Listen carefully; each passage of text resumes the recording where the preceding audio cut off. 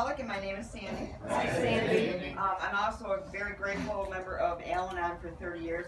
I've got to look into that coin thing I saw him do last week because I've been around for a long time. Anyway, I'm just going to start out. I'm going to briefly talk about where I came from, and because as I look back, I can connect the dots, and it tells me why I did the things I did and what things happened to me that caused me to react the way I did as time went on in my life. But first of all, I was born the youngest of 7, and I always used to say my parents were trying to have a perfect child, and they finally did it, and they quit.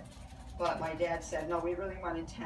So anyway, my mom had 4 daughters when she married my dad, and so when I had a sister, my dad, they had a son and then a daughter that was mentally challenged.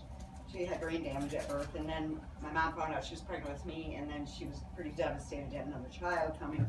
But it worked out that Susie and I grew up as twins because she couldn't walk or talk or do anything, and we grew up together, 14 months apart, and we learned to walk and talk and potty train and the whole thing together. And I really believe with all my heart that growing up with Susie was what gave me the heart that I have today, which has been a blessing, but it also was a lot of times a curse because I really was always so kind to the point where I would give everything I had and leave nothing for myself. So I always had a void in my heart, and I filled that with alcohol and drugs. Back in the day when a lot of you probably grew up in the time where the baby cries because they're cheating and you put the whiskey on them. Well, I think I was probably an alcoholic at 8 months, not really sure, but then you don't really know when you cross that line. But I do remember 4 and 5 years old, Mom and Dad making those hot toddies for us, and drinking that whiskey, honey, lemon, and Berners.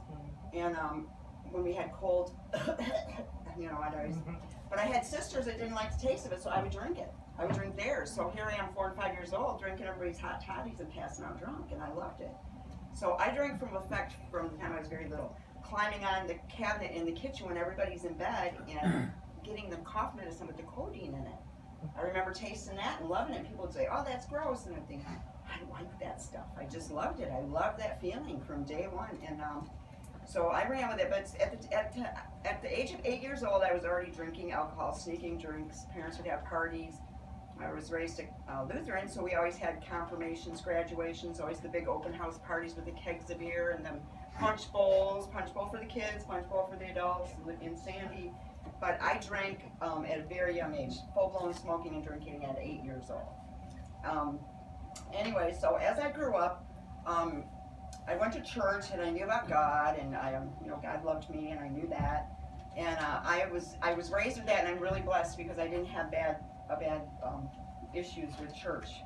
I really loved going to church, and my pastor and my dad used to golf together, and I was caught actually one time teaching my confirmation class how to smoke cigarettes, and the pastor didn't tell my dad.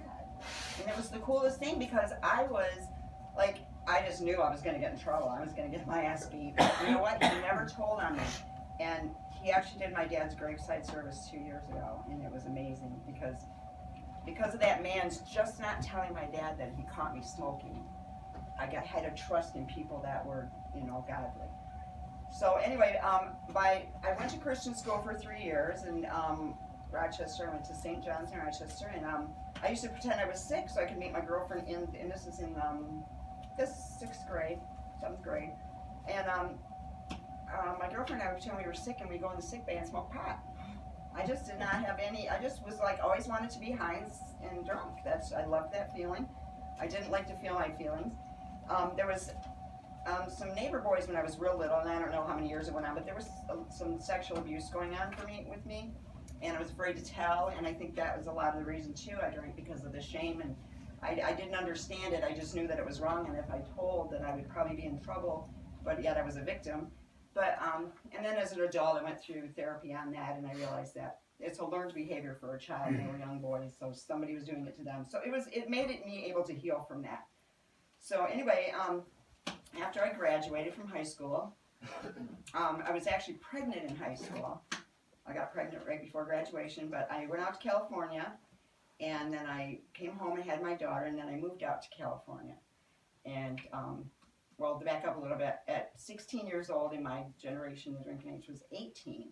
So I could go to the bars at 16 years old, and I never even thought about the drunk driving or anything like that. You know, everybody just did it. People died in car crashes. You never heard, you know, drunk driving. Anyway, so, anyway, I moved out to California, and I started to work for my uncle who owned 20 bowling centers down in Southern California, which was like big, like hundreds of lanes. There was pro bowling